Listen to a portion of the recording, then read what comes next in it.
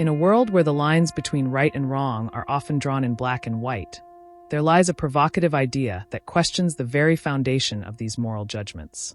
What if everything we've been taught about good and evil is not an unchangeable truth, but a construct, something designed to keep us in line, to make us conform? What if the very idea of morality was shaped not by divine or universal forces, but by human beings with specific motives and desires? Friedrich Nietzsche, one of the most influential and controversial philosophers in history, took a bold step into this philosophical arena with his groundbreaking work Beyond Good and Evil. He dared to ask, what if we could break free from the moral systems that have held us captive for centuries? What if, instead of blindly following the rules, we could redefine them on our own terms? Today, we'll delve into Nietzsche's radical rethinking of morality and explore how his ideas challenge traditional concepts of good and evil. So buckle up, because this journey into the depths of human values is going to be anything but conventional. Hello, and welcome to The Unfolding Journey, your go-to place for deep dives into philosophy, history, and the ideas that have shaped the world we live in. If you're new to our channel, don't forget to hit the subscribe button and join us on our exploration of fascinating concepts that challenge the status quo and push the boundaries of our thinking. We take these complex ideas and break them down in a way that's easy to understand, giving you the tools to engage with the world of thought in a new and meaningful way. Now, let's get into Nietzsche's provocative ideas on morality. Friedrich Nietzsche's Beyond Good and Evil was published in 1886, a time when European society was deeply entrenched in moral frameworks rooted in religion and metaphysical ideals. For centuries, Christian morality had shaped the way people viewed good and evil, dictating how individuals should live, what they should value, and how they should relate to one another. Nietzsche, however, was not one to simply accept things as they were. Instead, he took aim at these age-old ideas and sought to dismantle them. In his work, Nietzsche made it clear that traditional morality, what he called slave morality, was not the result of any objective, universal truth, but rather a human invention designed to serve specific interests. For Nietzsche, these moral systems were the product of the weak and oppressed, who, unable to exercise power in a world governed by strength and dominance, had to create a moral framework that justified their powerless position. This slave morality, Nietzsche argued, was based on values like humility, self-denial, and compassion, which he saw as a means for the weak to control and subdue the strong. Nietzsche contrasted this with what he termed master morality, a moral system that arose from those who were powerful and dominant. In master morality, good is defined in terms of strength, nobility, and self-affirmation, whereas evil is defined as weakness, submission, and a lack of vitality. In this system, moral judgment is not based on a set of external rules, but rather on the will to power, the intrinsic drive to grow, assert oneself, and shape the world. At the heart of Nietzsche's critique is his radical rejection of the idea that morality is based on any objective or divine foundation. He saw moral systems as human-made structures that served the interests of specific groups throughout history. Traditional morality, Nietzsche argued, was not a universal truth handed down from the heavens, but a tool used by the ruling classes and religious authorities to maintain their power over others. In Beyond Good and Evil, Nietzsche explains that morality is deeply intertwined with social structures, and that different moral systems emerge in different contexts.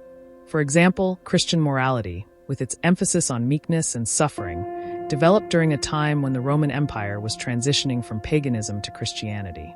Nietzsche suggested that the Christian Church, by promoting the virtues of humility and obedience, helped to pacify the masses, making it easier for the Church and the state to maintain control. Moreover, Nietzsche's ideas challenged the very notion of universal moral principles.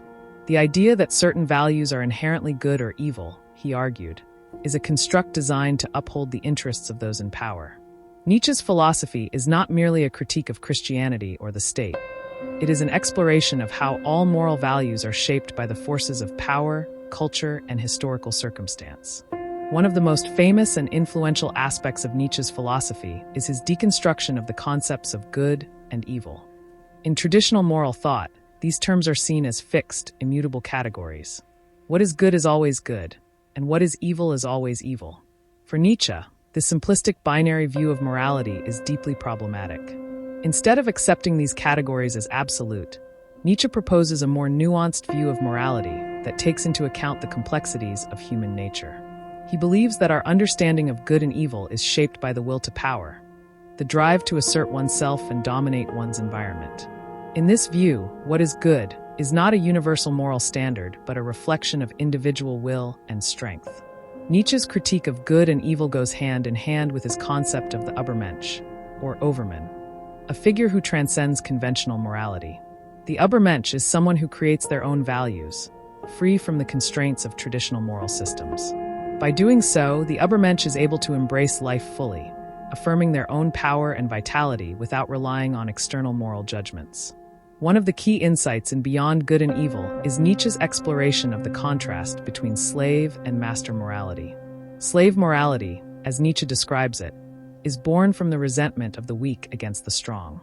In a world where the powerful hold the reins of society, those who are powerless must develop a system of values that makes their position seem morally superior. This is where concepts like meekness, humility, and charity come from. According to slave morality, suffering is virtuous, and the weak are morally righteous because they suffer. Master morality, on the other hand, is rooted in strength and the ability to exercise power. In this system, virtues like courage, independence, and vitality are considered good, while weakness and submission are seen as evil. The master, Nietzsche argues, does not feel guilt for exercising their will to power because they see it as a natural expression of life itself. Nietzsche's critique of these moral systems is rooted in his broader philosophy of the will to power. He believed that all life is driven by the urge to assert and expand one's power. For Nietzsche, master morality represents a more authentic and life-affirming approach to existence, one that allows individuals to express themselves fully and to shape their own destiny. Slave morality, in contrast, stifles creativity and growth, promoting a life-denying set of values that seeks to suppress power rather than embrace it. In Beyond Good and Evil, Nietzsche also introduces the concept of the death of God, a metaphorical event that reflects the decline of religious belief in the modern world. With the rise of science, reason, and secularism, traditional Christian values began to lose their grip on society. The death of God, for Nietzsche, marked the end of an era in which religious and metaphysical values provided the foundation for moral systems. With the death of God, Nietzsche believed that humanity faced a crisis. Without a divine moral authority, people were left to create their own values. This, he argued, was both a challenge and an opportunity. While many feared the loss of traditional values, Nietzsche saw it as an opportunity for individuals to engage in a revaluation of all values. This revaluation involved questioning the moral systems that had dominated Western thought and creating new values that were life-affirming, empowering, and in tune with the realities of the human condition. Nietzsche's philosophy is, therefore, not a call for moral anarchy or nihilism, but a challenge to the complacency of conventional morality. He urges individuals to break free from the constraints of traditional values and to create their own path based on strength, vitality, and the will to power.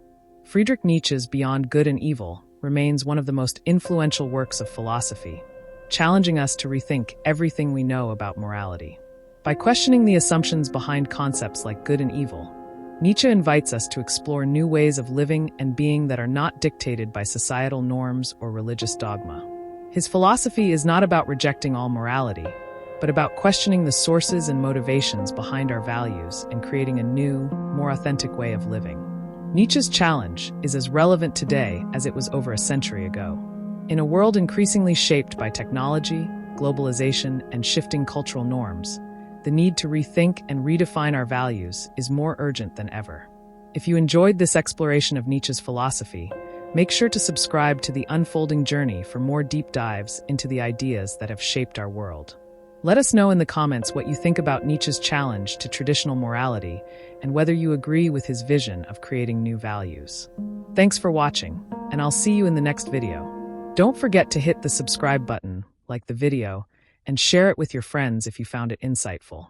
And remember, the journey of thought never ends. It's only just beginning.